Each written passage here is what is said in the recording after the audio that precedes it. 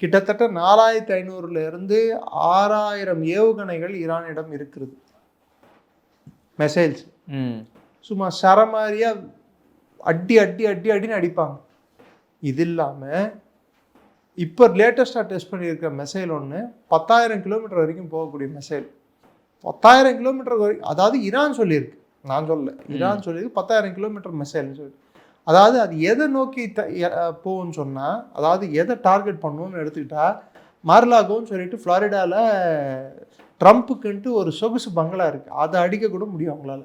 Trump சும்மாவே தாண்டவம் ஆடுவார். அதுக்கப்புறம் என்ன நடக்கும்னு பாருங்கள்.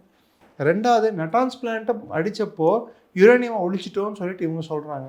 ஆனால் ஒழிச்சாங்களா இல்லையான்ட்டு இது வரைக்கும் ஆதாரபூர்வமான எந்த தகவலும் இல்லை, கிடையாது. ஆமாம். இது நடுவில் சைனாவில் இருந்து ஒரு கோஸ்ட் ஷிப் பல இராணுவ சம்மந்தப்பட்ட விஷயங்களை, அது ஏவுகணை மிசைல்ஸா இல்லை அது வேற ஏதாவது பர்பஸ்க்கா, நிறைய விஷயங்கள் அங்கே ஈரானுக்கு எடுத்துகிட்டு போயிருக்காங்க.